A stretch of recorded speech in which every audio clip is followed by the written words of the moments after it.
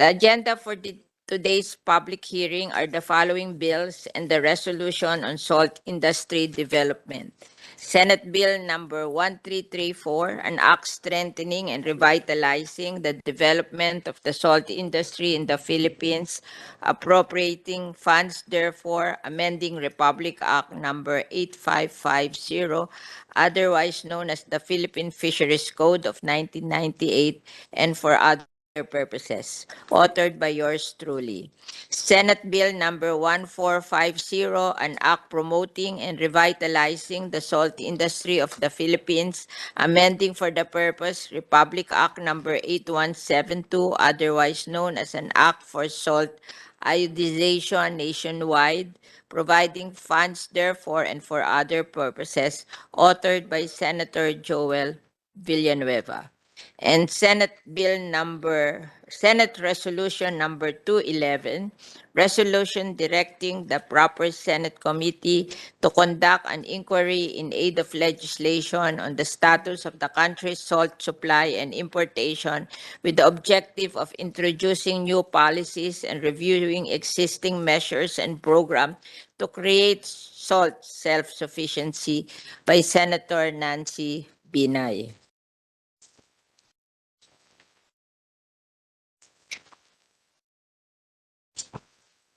Okay. May I first read the background of the ASIN law? The Commonwealth Act number 141, Public Land Act of 1936, that was enacted at the time of the administration of President Manuel Rojas, formalized the leasing out of public lands and foreshore areas into fish ponds and salt farms. Several fish pond lease agreements were issued by the Department of Agriculture and Natural Resources, and the salt industry boomed as new fish ponds and salt farms were constructed in Pangasinan, Bulacan, Mindoro Occidental, Cavite, Parañaque, Negros, Cebu, and other provinces from the 1950s onwards.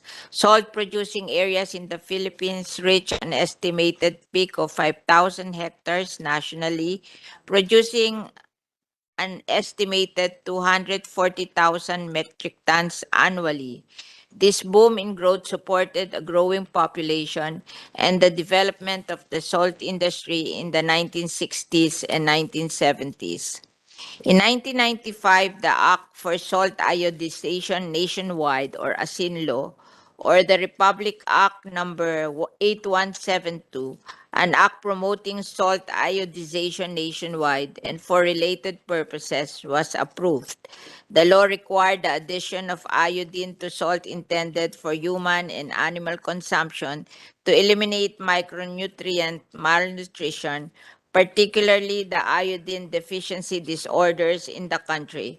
One of the most common effects of iodine deficiency is goiter. The law covered the entire salt industry, including salt producers, manufacturers, importers, traders, and distributors, as well as government and non-government agency involved in salt iodization activities. The law mandated LGUs to support the development and sustainability of the salt industry through the formulation of ordinances and information campaigns promoting the availability and use of iodized salt and the provision of budget for health and nutrition program.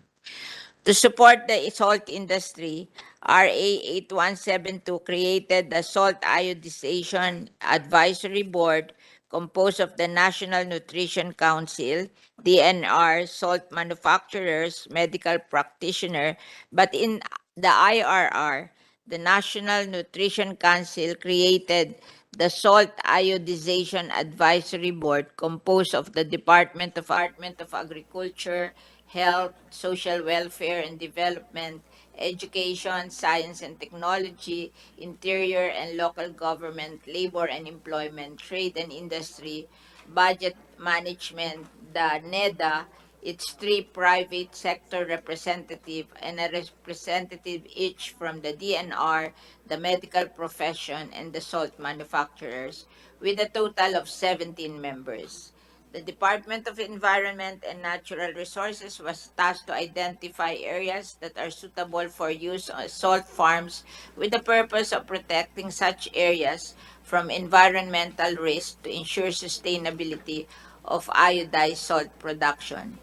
Pursuant to this, they created DNR Administrative Order number 98-67 S 1998, Series 1998, guidelines for the identification, declaration, and award of areas suitable for salt production. The Asin law provided for sanctions for offenders such that any person, whether natural or judicial, who violates any of the provision of this act or any of the rules and regulation promulgated shall be punished by a fine of not less than 1,000 pesos to not more than 100,000 pesos, and the revocation of its business permit and or ban of its product from the market. The law, instead of promoting, became a deterrent in the development of the local salt industry. It has neglected new areas and invite new investor. It made all salt food grade.